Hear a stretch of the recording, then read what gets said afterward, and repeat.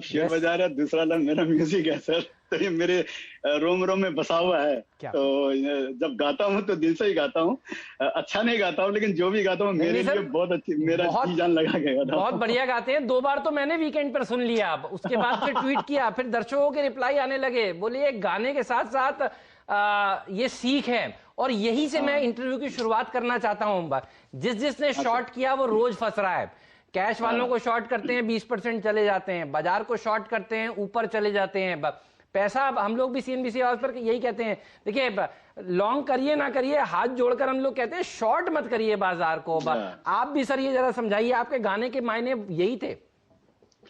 देखिए, पहले तो ये क्लैरिफाई कर देता हूं कि मेरा गाने का जो मायने है वो लोगों को, ये कोई मेरा उद्देश्य ये नहीं है कि उनको ऐसा बताना है कि अभी जाकर आप शेयर ले लो और अभी मार्केट बहुत ऊंचा जाने वाला है। ये मेरा उद्देश्य नहीं है। नहीं, मेरा ऐसा उद्देश्य है कि मार्केट डूबने वाला है तो अभी आप जाके बेच दो। मेरा ऐसा कोई उद्देश्य नहीं है। ये गाने को मैंने हिस्ट्री इसके अंदर में बताई है, तभी 40 साल का इसमें चार्ट भी इसके अंदर में लगाया है जी। आप हिस्ट्री देखिए कि जब जब जितनी तेजी से शेयर गिरा है, शेयर मार्केट गिरा है, उससे दूनी रफ्तार से शेयर बाजार बढ़ा है और नए हाई पे ऑलवेज छुआ है। ये 25-30 साल तो अपने को देखते होंगे, 92 में भी देखा, 6-7 में भी कुछ देखा, 2000 में देखा, 2008 में देखा, अभी 2020 में देख रहे हैं, आगे भी देखते रहेंगे। तो ये तो जीवन चक्र है, ये क्रम है शेयर बाजार का, ये इसी तरह चलेगा। लेकिन बड़ा जो पैसा जिन्होंने शेयर बाजार में जो कमाया है वो तभी कमाया है जब जिन्होंने कि जो भी लेके बैठा बड़ा खुश नसीब है, उन्होंने बड़ा पैसा कमाया है। और जिसने इंडिया पे फेथ रखा है, जिसने इंडिया को अपना भगवान समझा है कि हाँ भाई मेरे को तो इंडिया पे फेथ है, तो उसकी इकोनॉमी पे फेथ है, तो उसकी शेयर बाजार पे फेथ है, उसने बड़ा पैसा कमाया। तो मेरा बोलने का मतलब ये है कि भाई आप इंडिया पे फेथ रखो, घटना बढ़ना ये जीवन चक्र है, जैसे मैंने बताया वो आएगा, अभी भी आएगा। ऐसा नहीं है कि ये रोज इंडेक्स ऐसे ही चलता जाएगा, ऐसा नहीं समझने का है। लेकिन आए तो मंदी बाजार भी आपका फ्रेंड है सर, वो सबसे बड़ा अपॉर्चुनिटी पैसा कमाने का बेयर मार्केट में है। ये हम लोगों ने अप्रैल मई जून में सीखा है, नया सीखा है, नए जो आए उन्होंने भी नया सीखा है सर जी।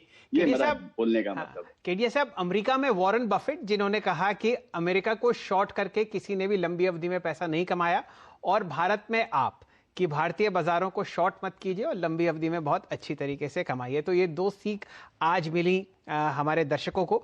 ये बताइए कि कौन कौन से ऐसे सेक्टर्स हैं, कौन कौन से ऐसे स्टॉक्स हैं जहां पर आप लंबी अवधि के लिए निवेशित हैं, या कोई आपने फिलहाल ऐड किया हो पिछले 15 दिनों में? नहीं, ऐसा मैंने कोई खास पोजीशन मैंने ऐड नहीं किया है, और मैं पहले भी डिस्कस कर चुका हूं आपके चैनल पे भी और आपके इंग्लिश वाले चैनल पे भी कि मेरे को जो टेक्नोलॉजी जो शेयर्स हैं, टेक्नोलॉजी में जो प्रोडक्ट है टेक्नोलॉजी के अंदर में, वो शेयर में मेरे को नया तेजी लगता है। और उसका एग्जांपल भी ये है कि अभी भी कोई भी टेक्नोलॉजी अगर हम डेवलप करते हैं, और ये टेक्नोलॉजी मतलब चाहे IT से रिलेटेड हो या टेलीकॉम से रिलेटेड हो, इस टेक्नोलॉजी को डेवलप करने में, फिनिश करने में और इसको अपडेटेड अप टू डेट करने में 5 साल 10 साल ऐसे टाइम लगती है इसके अंदर में। और अगर यूएस में किया जाए तो बिलियंस ऑफ डॉलर खर्चा होते हैं।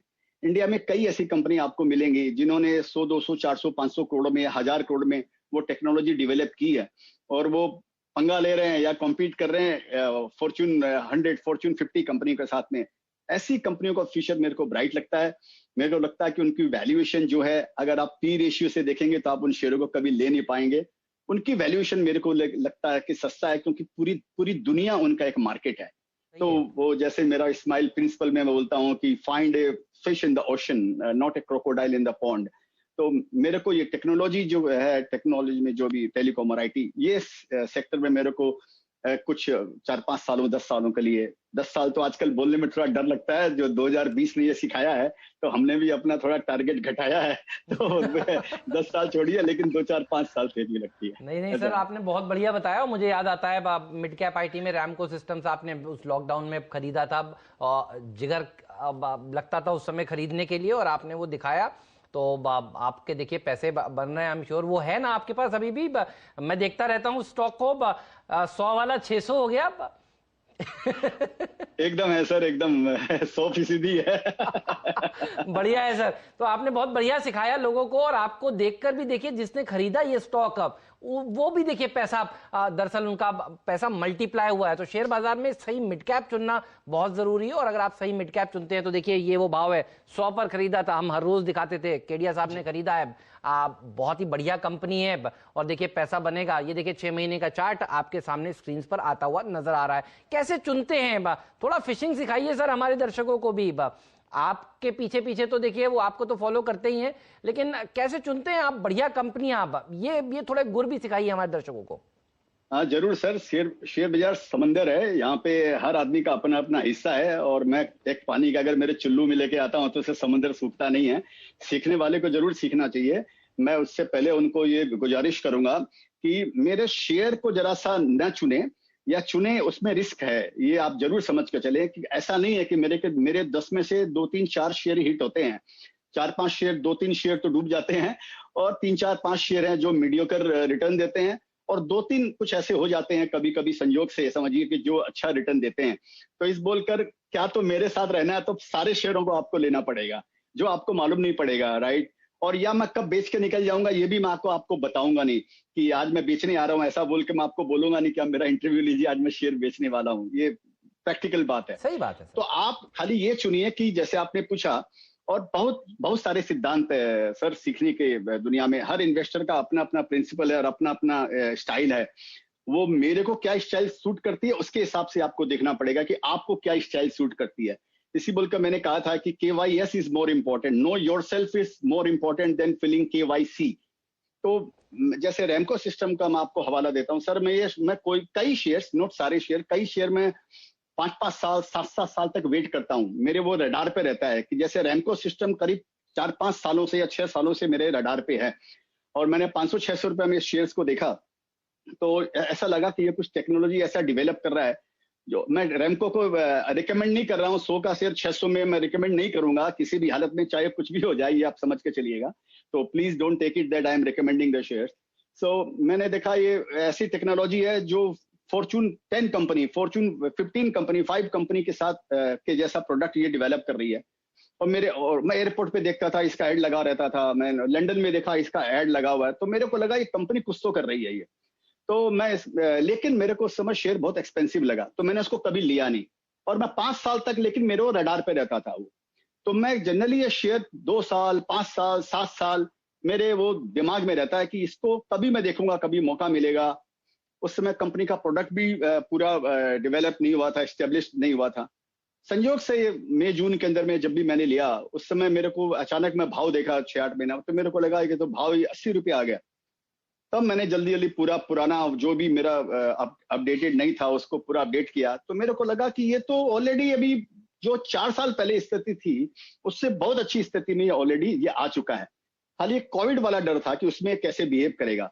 तो फ्रेंकली स्पीकिंग मेरे को नहीं लगता था कि ये इतनी जल्दी ऐसा 6 गुना 7 गुना हो जाएगा। तो इस तरह मैं उन शेयर को फॉलो करता हूं। और जब मेरे को लगता है कि जैसे यू टर्न में जब वो इन्फ्लेक्शन पॉइंट पे जब वो शेयर आता है, यू टर्न की जो नीचे वाली कर्व में जब आता है, ठीक है, और मैं उसको क्वार्टरली भी फॉलो करता हूं क्योंकि डेटा मिलते हैं क्वार्टरली। तो जब वो नीचे वाला कर्व जब आता है सर, तो मैं वहां पर उसको लेने की चेष्टा करता हूं।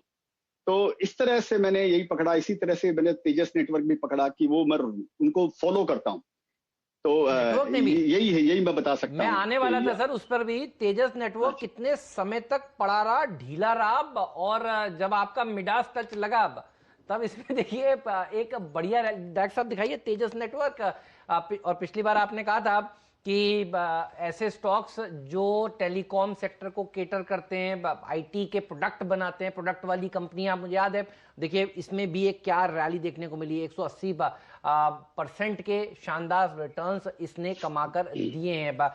मैं हमेशा सर ये भी जानना चाहता हूं लोगों से कि आप जैसे इन्वेस्टर्स से जिनको अनुभव अच्छा है कि क्या कुछ नहीं करना चाहिए भारतीय बाजारों में, ये भी जरा बताइए सर, क्या चीज से बचना चाहिए?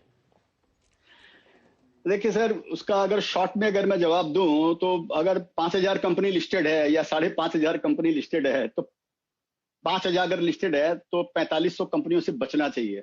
सबसे पहले तो इंपॉर्टेंट ये शेयर बाजार के अंदर में ये भंगार कैप है। मैं कई बार बोल चुका हूं, फिर मैं रिपीट करूंगा कि large cap, mid cap, small cap and भंगार कैप। तो सबसे पहले तो उनको किसी भी भाव में नहीं लेना चाहिए। मेरा एक ट्वीट है कि by any stock, sunrise industry का जो स्टॉक है वो किसी भी प्राइस पे लीजिए, और सनसेट इंडस्ट्री का स्टॉक है किसी भी प्राइस पे मत लीजिए। तो सबसे इंपॉर्टेंट तो ये है सर कि आपको मैनेजमेंट देखिए, फिर अगेन कि आप मर्सिडीज में जा रहे हैं या ऑल्टो में जा रहे हैं, अगर आपका ड्राइवर अगर गड़बड़ अगर है, जो मैनेजमेंट अगर गड़बड़ है, तो मर्सिडीज को ठोक देगा और ऑल्टो को पहुंचा देगा अपने डेस्टिनेशन पे। तो ये आप जरूर समझ के चलें कि सबसे इंपॉर्टेंट है। और दूसरा ये देखिए कि जो कंपनी मैं लेने वाला हूं, मैं मेरे दिल में ऐसा सोचता हूं कि मैं इस कंपनी के साथ में मेरी जिंदगी गुजारूंगा क्या, मैं ऐसा सोचता हूं। उसके बाद हो सकता है मैं उसको 2 महीने बाद बेच दूं या 20 दिन बाद बेच दूं, ऐसा कर सकता हूं मैं। लेकिन जब लूंगा तो मैं उसको लॉन्ग टर्म रिलेशन के हिसाब से लूंगा कि मेरे को इसके साथ में जीना मरना है। तो मैं तो इस तरह सोचता हूँ। उसके लिए आपको पूरी छानबीन करनी पड़ेगी, 10-15 साल की इस शेयर की हिस्ट्री देखनी पड़ेगी, मैनेजमेंट ने कैसे कैसे क्या बदमाशियां की है, या जो जो पहले उसने प्रिडिक्ट किया है वो उसको पूरा किया कि नहीं किया, जो प्रोजेक्शन उसने दिए हैं वो कम बेसी हो सकते हैं। लेकिन उसका एक आप 15-20 साल का उसको देखेंगे, एनुअल रिपोर्ट पढ़ेंगे, उसके इंटरव्यू पढ़ेंगे, आपको एक अंदाजा लगता है सर, ये एक्सपीरियंस की बात है, ये 2 दिन में नहीं हो सकता है सर आपको। तो वो अंदाजा लगता है कि तो वो बहुत इंपॉर्टेंट है, मैनेजमेंट का पेडिग्री, और दूसरा सस्टेनेबिलिटी ऑफ द प्रोडक्ट, कि वो प्रोडक्ट चलेगा ना 5 साल 10 साल जब तक आप रहना चाहें। जी केडिया तो, साहब, और डेट कम हो। हाँ, मैं जनरली ऐसी कंपनी डेट कम।